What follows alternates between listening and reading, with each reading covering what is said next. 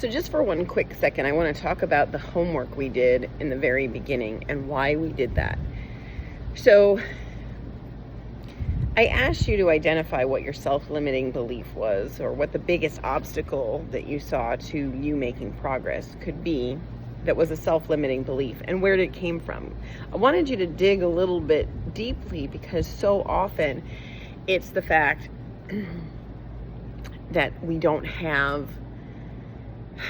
a big enough why, or a belief system that is stronger than the sabotage, or our belief system is negative, and because of that we literally attract to us the very things we don't want instead of the things that we do want. So an example of that is if all day every day the only thing you think about is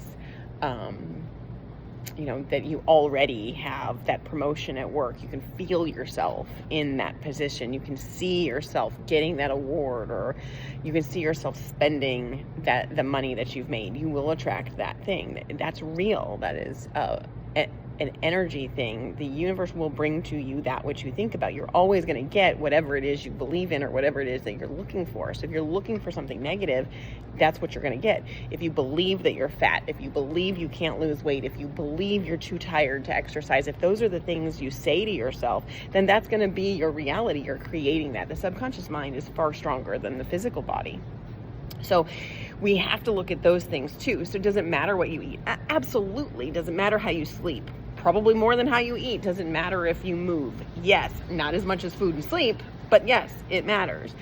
But it also matters what you believe, what you tell yourself. And that's why we incorporate self-care and personal development into this, because without those two things, you could eat everything right, you could exercise every day, and you're never going to outwork your self-sabotage. So you have to be working on the subconscious mind at the same time. And so we're going to address those things.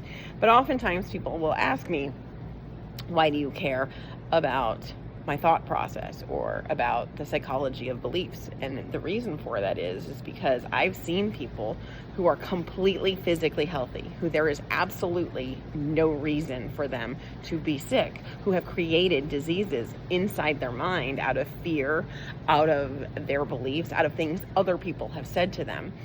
And so many, many years ago, I explained to our team that while we work in the realm of functional nutrition, we process or the capacity of what we do is probably about 20% biology and 80% psychology, because so often your psychology can undermine your physical nature. So yes, we work in genetics and epigenetics and nutrition and biology, and all of those things matter, and I have all the answers in that realm.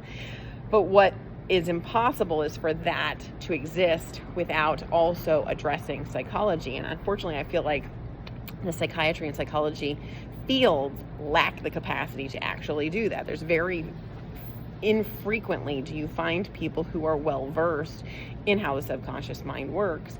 And we have some great resources and tools and apps and things that we've used over the years that we've accumulated that have worked for ourselves, our team members, our customers and clients, and we're going to dive deeper into some of those things. But it's important that you understand that this isn't a standalone thing. We're not just going to talk to you about what you eat or how you exercise.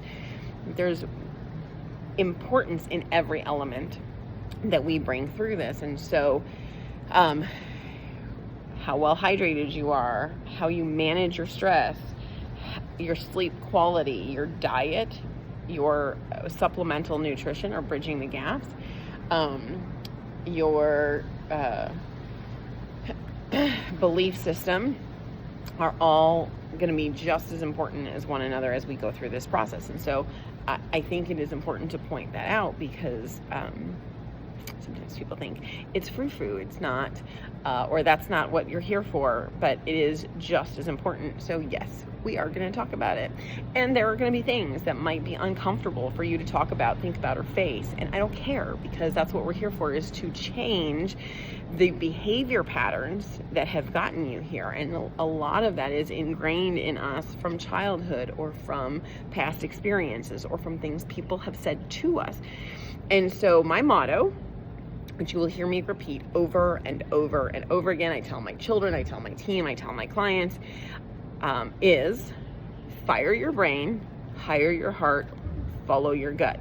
I believe that your brain is always your conscious brain, the part of you that talks to yourself and that, you know, you're thinking about things, you're overthinking, you're overanalyzing things. That part of your brain is a serious liar. It doesn't ever know the truth. It's never going to help you.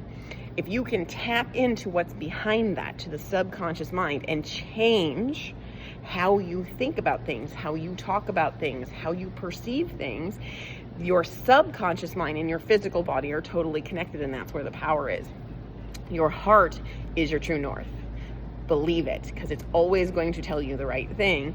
And your gut is central to everything, whether that's biology or psychology. Your brain can't function without your gut, and neither can your body. So that's super important. So all health comes from the gut.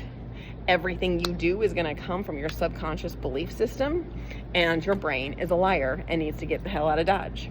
So we are going to discuss this at length and ad nauseum over the next 90 days, and I hope that you love every moment of it. But don't be afraid to be vulnerable. Don't be afraid to dig really deep, because that's where the awesomeness comes from.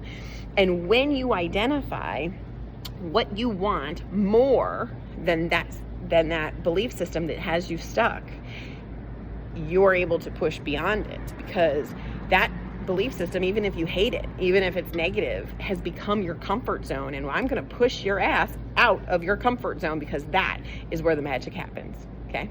You guys have a fantastic weekend.